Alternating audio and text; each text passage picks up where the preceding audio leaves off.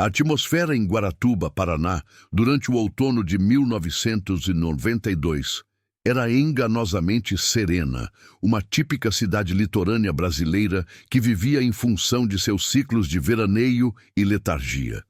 No entanto, debaixo dessa superfície de normalidade, uma ansiedade crescente fermentava entre os moradores, uma apreensão alimentada por sussurros de crianças desaparecidas em cidades vizinhas, como o caso ainda irresoluto de Leandro Bossi. Foi neste cenário de fragilidade latente que a tragédia consumou-se no dia 6 de abril. Naquela fatídica segunda-feira, Evandro Ramos Caetano, um menino de apenas 6 anos, com o sorriso de quem mal havia começado a vida, não completou o breve trajeto que o separava do Colégio Rocha e de sua casa. O alarme disparou quase imediatamente. O desaparecimento de uma criança em uma comunidade tão coesa era por si só um evento chocante, mas o contexto de medo pré-existente elevou a busca a um nível de desespero comunitário. Amigos, vizinhos e familiares vasculharam cada beco e cada matagal, na esperança febril de encontrar Evandro apenas perdido ou distraído. A cada hora que passava, contudo, a esperança diminuía, substituída pela certeza gélida de um destino terrível. O ponto de ruptura veio 5 dias depois, em 11 de abril de 1992, quando a busca culminou em uma descoberta nauseante. Um corpo foi encontrado em uma área de vegetação densa.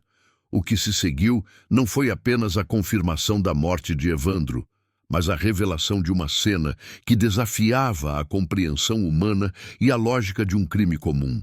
O corpo da criança estava horrivelmente mutilado, desprovido de órgãos internos e apresentando cortes cirúrgicos e precisos em regiões vitais, como o pescoço e os olhos. O pai, abalado e em choque, teve de realizar o reconhecimento em condições dantescas, identificando o filho através de pequenos detalhes inegáveis. O conjunto de chaves que Evandro sempre carregava consigo e uma marca de nascença na perna que selou o trauma. A brutalidade e a natureza quase ritualística das mutilações imediatamente descartaram a possibilidade de um crime passional ou de roubo.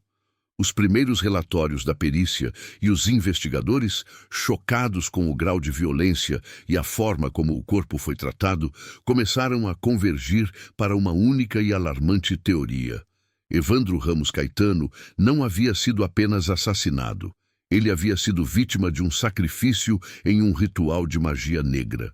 Essa hipótese lançou a pequena Guaratuba e, em breve, todo o país em um frenesi de horror, apontando para um mal que parecia vir não das ruas, mas das sombras de um culto ocultista.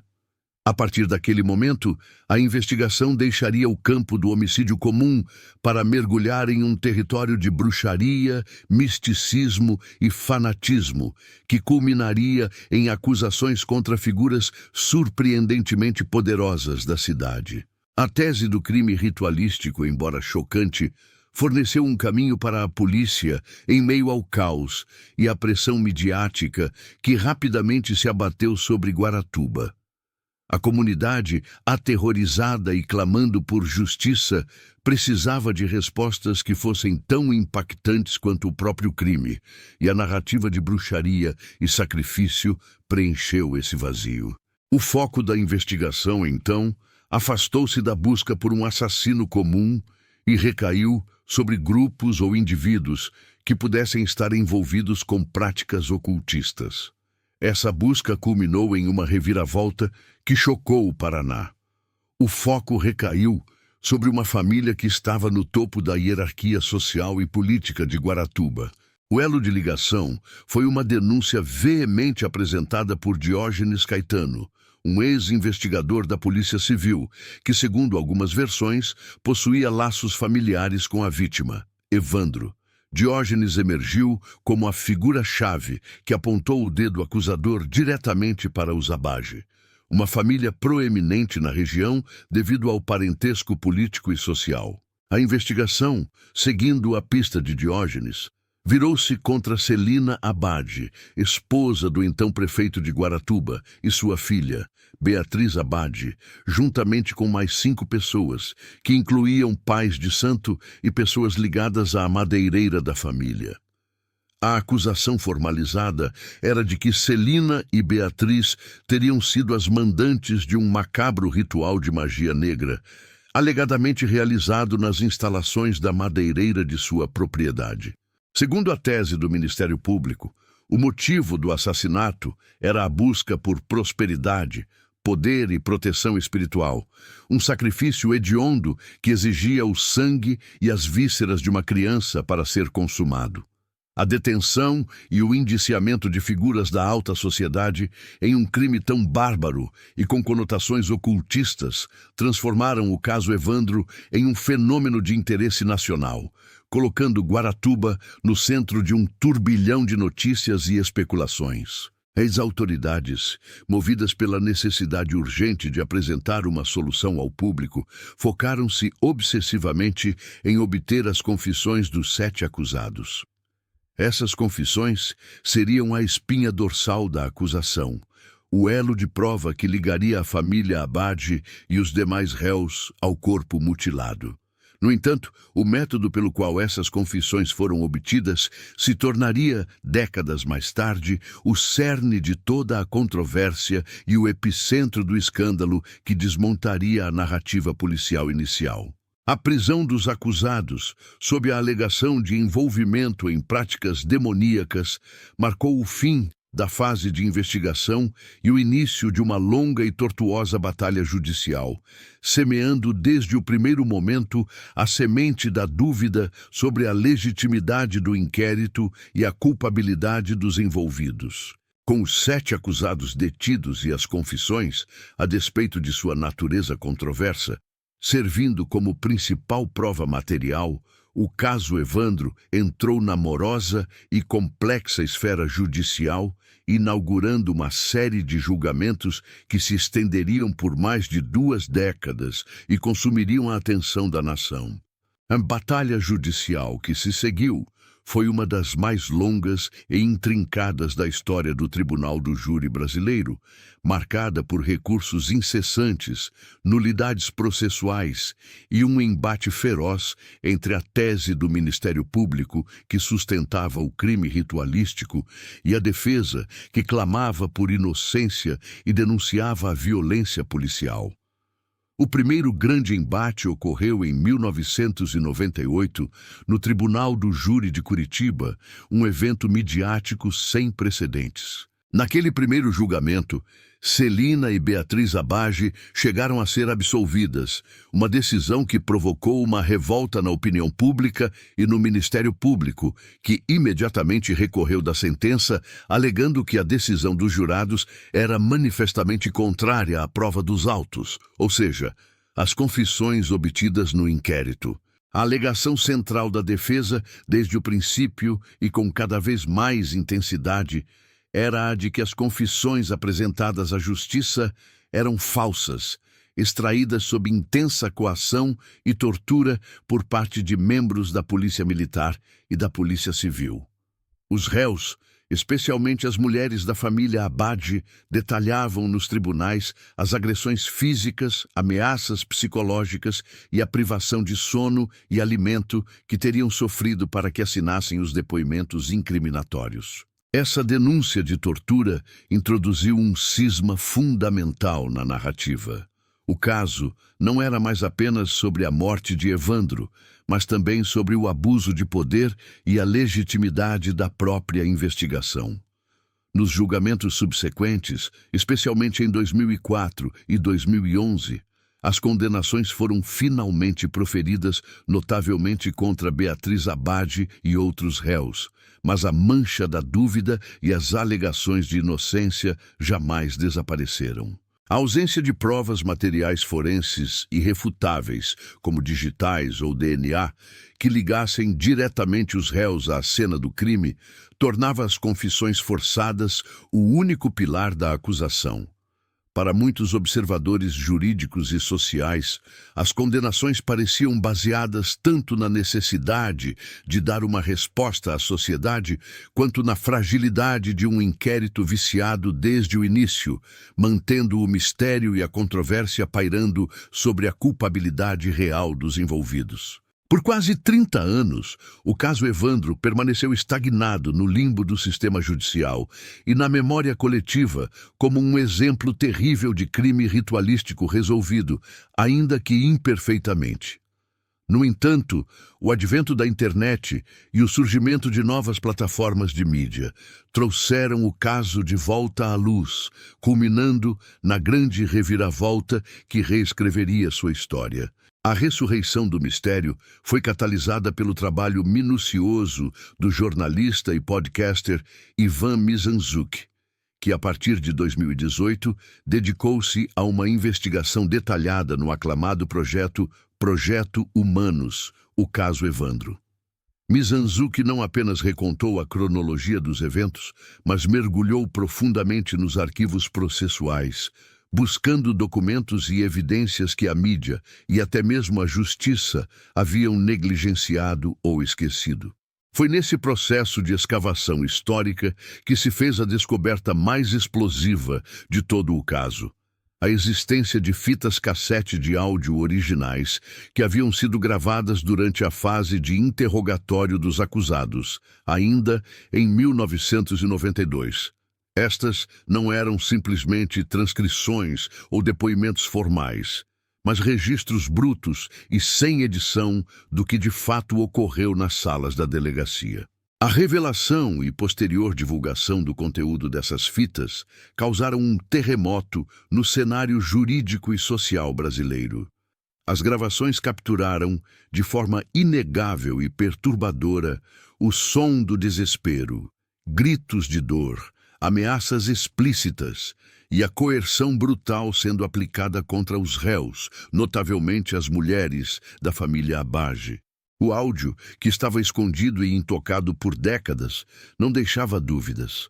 As confissões que condenaram Celina e Beatriz Abage e os demais envolvidos não foram voluntárias, mas sim extraídas sob tortura implacável. A prova que por anos a defesa apenas alegou em juízo estava agora acessível a milhões de ouvintes, transformando a tese de erro judiciário em um fato comprovado.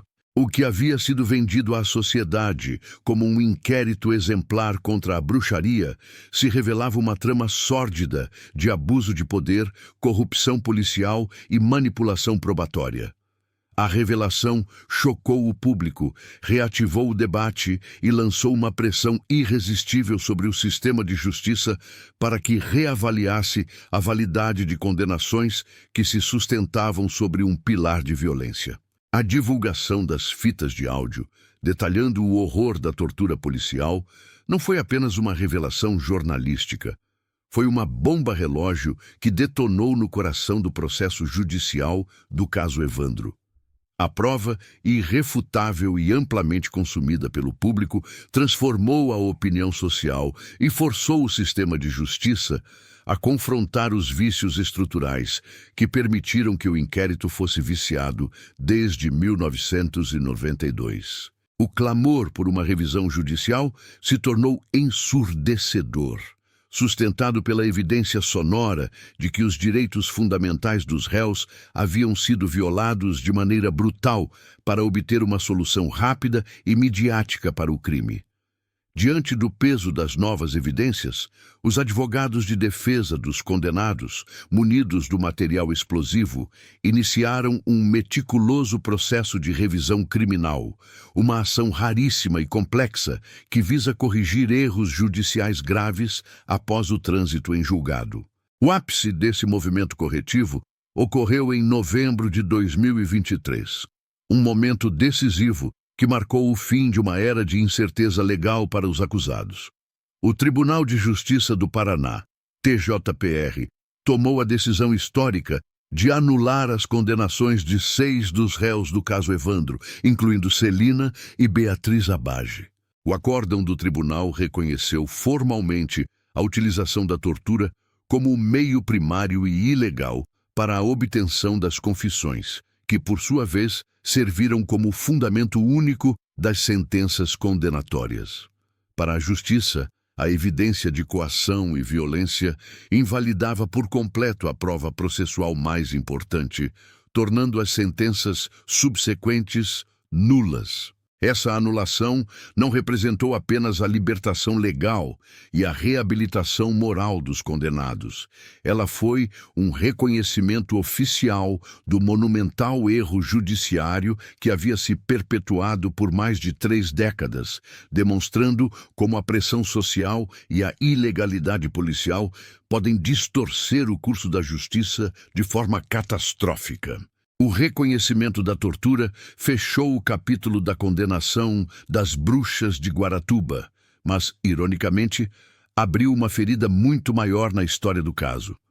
Ao inocentar legalmente os condenados por meio da anulação da prova, o tribunal recolocou o assassinato de Evandro Ramos Caetano na prateleira dos cold cases mais perturbadores do Brasil. Com a anulação das condenações, o sistema de justiça corrigiu o erro processual decorrente da tortura, mas a verdade substancial do crime se tornou mais nebulosa do que nunca. O desmonte da narrativa oficial trouxe à tona dúvidas que haviam sido abafadas pela urgência de encontrar culpados e pela tese simplista do ritual macabro. A pergunta central, que deveria ter sido respondida em 1992, voltou à tona com força total e sem respostas. Quem de fato matou Evandro Ramos Caetano? A anulação do processo não apontou para um novo suspeito, apenas invalidou as provas contra os antigos réus, forçando a sociedade a confrontar a possibilidade de que o verdadeiro assassino ou assassinos jamais tenha sido sequer investigado. Além da questão da autoria, o caso foi enredado por uma dúvida pericial perturbadora que se intensificou ao longo dos anos e que o podcast de Mizanzuki ajudou a disseminar. O corpo encontrado no matagal era realmente de Evandro? Durante a investigação inicial, a identificação foi baseada no reconhecimento do pai, através de chaves e uma marca de nascença, em um momento de extrema fragilidade emocional e sob condições visuais precárias. Laudos periciais posteriores levantaram sérias controvérsias sobre a correspondência entre os fragmentos cadavéricos analisados e o perfil biológico do menino Evandro, sugerindo a possibilidade alarmante de que os restos mortais poderiam pertencer a outra criança desaparecida na região. Esta dúvida fundamental sobre a identidade da vítima confere uma camada adicional de mistério e tragédia ao caso. Se o corpo não era de Evandro, a tragédia é dupla. Há uma criança não identificada vítima de um crime brutal, e Evandro Ramos Caetano segue sendo um garoto desaparecido, cujo destino final continua desconhecido. O resultado é que o caso Evandro se transformou em um verdadeiro cold case, em seu sentido mais puro e assustador. O crime foi exposto, a justiça foi desvirtuada e corrigida, mas o enigma central, o que aconteceu com o menino, permanece sem solução, envolto em mistério, manipulação e a sombra de um assassino à solta. A tragédia de Evandro Ramos Caetano não pode ser compreendida plenamente sem a menção ao outro desaparecimento que pavimentou o caminho para o pânico em Guaratuba e cidades vizinhas: o caso de Leandro Bossi. O garoto de 7 anos desapareceu em fevereiro de 1992, pouco mais de um mês antes de Evandro, na vizinha Matinhos, também no litoral paranaense.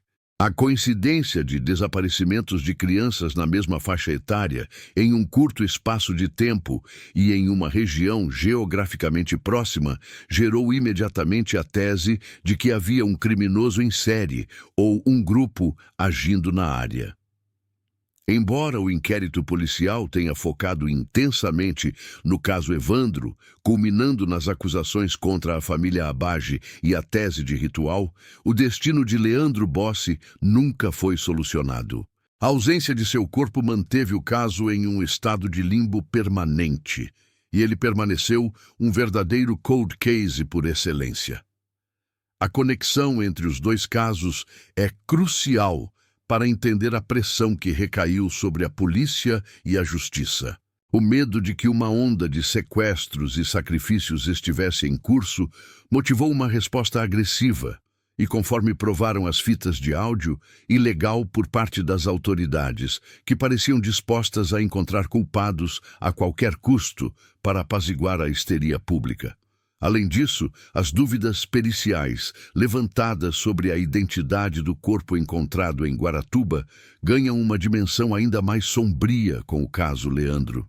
A incerteza se o corpo era de Evandro, como detalhado no tópico 6, abriu uma hipótese macabra, a de que o corpo mutilado poderia, teoricamente, ser de Leandro Bossi ou de qualquer outra criança desaparecida na região. Essa possibilidade, embora nunca provada, ressalta a falha catastrófica da investigação original, que, ao se precipitar na narrativa do ritual e da tortura, negligenciou aprofundar as conexões entre os desaparecimentos e deixou o mistério de pelo menos 2 crianças completamente sem solução. Hoje, o legado do caso Evandro e do caso Bossi é a prova de um duplo fracasso. Um em resolver um assassinato e outro em encontrar um garoto desaparecido, ambos ofuscados pela sombra do maior escândalo de tortura da história recente do país. A complexidade do caso Evandro transcendeu rapidamente a esfera do crime ritualístico, adentrando o turbulento campo das disputas políticas e do poder local em Guaratuba. A acusação formal contra Celina Abage e sua filha não mirava apenas um suposto grupo de praticantes de magia negra, mas atingia diretamente a elite municipal, já que Celina era esposa do então prefeito da cidade. Isso gerou uma série de especulações de que a investigação e a subsequente perseguição à família poderiam ter sido motivadas ou manipuladas por interesses políticos adversários, buscando desestabilizar a administração vigente e conquistar capital eleitoral em um momento de intensa comoção pública. Essa tese de motivação política se intensifica ao se analisar o papel de Diógenes Caetano, o ex-investigador que se tornou o principal acusador e informante da polícia. A narrativa oficial retratou Diógenes como um cidadão indignado em busca da verdade. Mas ao longo dos anos, sua credibilidade e suas motivações foram intensamente questionadas. Alega-se que ele poderia ter tido um papel central na construção da narrativa do crime ritualístico, manipulando informações e direcionando as suspeitas para os Abage, possivelmente devido a inimizades pessoais ou alinhamentos políticos contrários à família do prefeito. A controvérsia sobre Diógenes reside no fato de que ele foi o indivíduo que primeiro forneceu detalhes específicos sobre o suposto ritual e os envolvidos, detalhes que, à luz das fitas de tortura, parecem ter sido usados para moldar as confissões dos réus. Se as confissões foram forjadas, a informação original que as motivou precisava vir de uma fonte externa, e o dedo aponta para o papel de Diógenes como o grande instigador da tese do ritual. A possibilidade de que o assassinato de Evandro, um crime já brutal, tenha sido instrumentalizado para fins políticos ou para vinganças pessoais, adiciona uma camada de cinismo e tragédia à história. O caso, portanto, se estabelece não apenas como um escândalo de tortura, mas como um intrincado emaranhado de interesses, onde a morte de uma criança se tornou o palco para disputas de poder, obscurecendo permanentemente a busca pela verdade e transformando os Abage de suspeitos de ritual a vítimas de uma conspiração. O caso Evandro, ao ser analisado em sua totalidade, transcendeu o rótulo inicial de um mero caso de polícia para se tornar um doloroso símbolo das falhas sistêmicas do Brasil.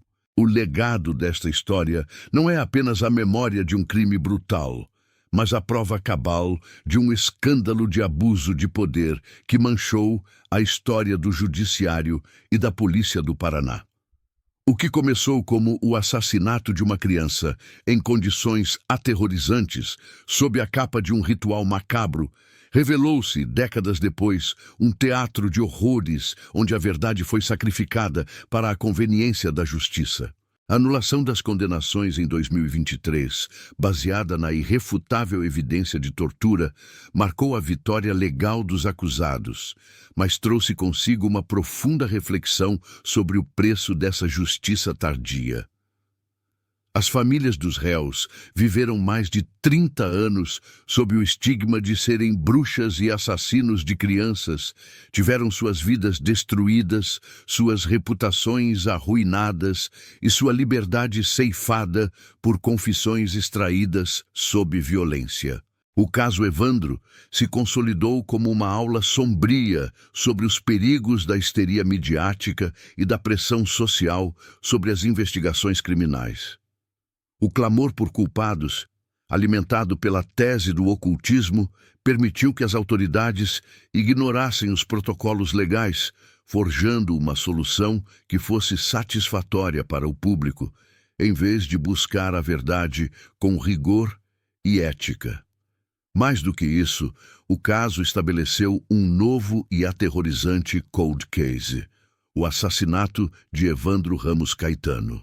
A criança que foi vítima da violência de 1992 é agora também vítima do erro judiciário. Com o desmantelamento da prova que condenou Zabage, a investigação volta à estaca zero, sem corpo devidamente identificado com 100% de certeza, e sem um autor conhecido para o crime. O caso Evandro, portanto, permanece como um mistério de múltiplas camadas, um crime hediondo sem solução, uma acusação infundada de bruxaria, uma trama de manipulação política e um inquérito maculado pela tortura.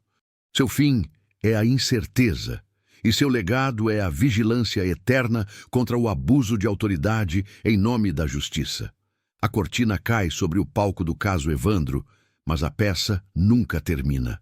Em última análise, a história que começou com a busca desesperada por uma criança em 1992 se encerra em pleno século XXI, com a dolorosa certeza de que, após 30 anos de investigações, julgamentos e anulações, a verdadeira vítima do crime jamais alcançou a justiça. O assassinato de Evandro Ramos Caetano se perdeu sob camadas de mentiras, coação e oportunismo. O menino de 6 anos, cuja imagem de chave nas mãos se tornou sinônimo de tragédia, permanece em um estado de limbo. Seu corpo, talvez ainda não confirmado como sendo o seu, foi encontrado de forma brutal, mas o mal que o levou à morte continua impune e desconhecido. O caso Evandro é a crônica de uma caça às bruxas moderna que fracassou. As bruxas foram inocentadas, mas o monstro permanece à solta. A anulação das condenações, embora essencial para reparar o erro judicial, lançou uma sombra sobre o trabalho das autoridades e deixou a comunidade de Guaratuba com uma cicatriz aberta, sabendo que os verdadeiros responsáveis pela mutilação e morte de uma criança nunca foram confrontados legalmente. Se as condenações foram baseadas em tortura, então a narrativa de ritual é falsa. E a verdade sobre o que realmente aconteceu com Evandro e por que é um mistério que a justiça não soube ou não quis desvendar. O caso Evandro é hoje um dossiê frio e complexo, onde a justiça para o inocente foi obtida apenas à custa da perda da justiça para a vítima.